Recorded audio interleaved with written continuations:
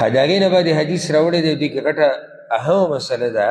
عن عائشة وأم سلمة رضي الله عنهما، دا روایت د عائشه او د ام سلمه دی رضي الله عنهما، او دا دواړه د رسول صلی الله علیه وسلم بیبیانې دي.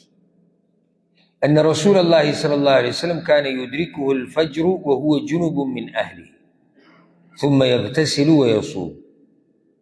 رسول صلی الله علیه وسلم باندې به سحر په داسې حال کې راغی چې هغه به د جنابت په حالات کې د کوروالي د لاسه، نو بیا به غسل وکړو او روژه به یې نیولې وه. و دې حدیث کې دا مسله بیانېږي چې یو سړي باندې سحر راوخیږي او دی د جنابت په حالات کې، نو د ده دا روژه صحیح ده او که نه ده.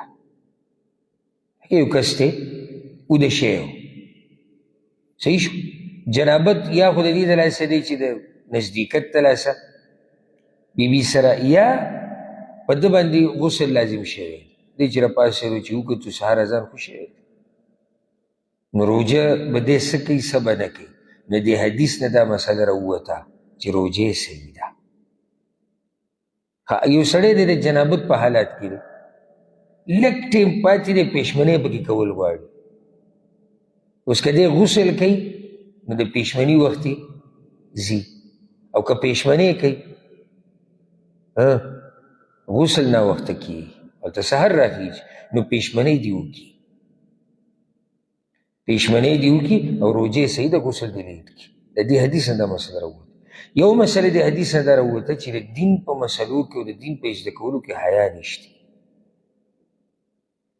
او نه به دلته دا خبرې څوک کوي چې دا مسلې دا بهرحال بس پکې وي، بهرحال بیا هم دا دی چې مونږ پښتانه یو او داسې داسې دې ته به چې کله ته د دین مسله شروع کړي دې ته به پښتو غیرت رایاد شي. هېڅ پښتو غیرت په ده کې نه وي، خو دې ټیم کې هسې د دین سره یې نه لګي.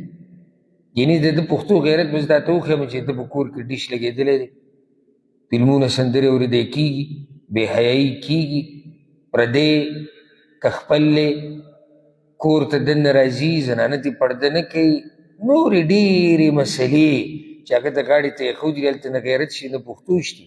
خو چې کله ته د دین یو مسله بیان، یاره دا مسلې بعض وایي دا نازکې مسلې دي. څه شي نازکې دي؟ څه شي دې کې څه دي؟ دا حالات په هر انسان راځي. اوس ګوره د رسول سره بیبیانو موږ ته دا مسله بیان کړه، او دا هغوی موږ ته بیانولی شو. ولې؟ ځکه دا د کور مسله ده، خو دا دین دی، او ته پټولی نه شي. دا مسله ما ته هم راتلی شي، تا ته هم راتلی شي، هغه ته، هغوی ته، ټولو ته دا مسله راتلی شي. نو څه به کوو؟ د روژې سره تعلق ساتي، نو روژه دې څه ده؟ روژه دې صحیح ده. دغه شان د زنانه مسله هم ده، لکه یو زنانه ده، هغه د سحر د منځه نه، د سحر د راختو نه مخکې د هغې ماهواري ختمه شوه او غسل یې لا نه دی کړی او سحر شو، نو خیر د غسل دې وروسته وکړي او روژه صحیح ده. بله مسله ورسره دا یاده کړئ، یو سړی دی اوده دی د ورځې او په ده باندې غسل لازم شو، خوب په دوران کې په ده باندې احتلام وشو او په ده غسل څه شو؟ لازم شو. نو روژه څه ده؟ روژه صحیح ده. چې راپاڅېدو صرف په څه وکړي؟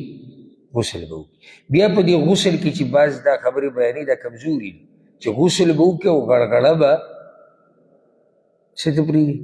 روژه ماتې ته. نو دا غړغړه اول خبره خو دا ده چې د جنابت غسل چې سړی کوي، نو دې کې خولې ته اوبه اچول دي. خولې ته به ته اوبه واچوې، اوبه به وچورلی، بیا به یې ټوکي.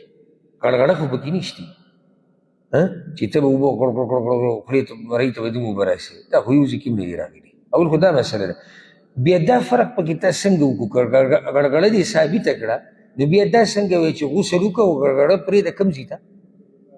روژه ماتې ته. دا کوم ځای کې راغلي دي؟ که صحیح غسل به وکړي، څنګه چې عام موږ غسل کوو بغیر د غړغړۍ نه.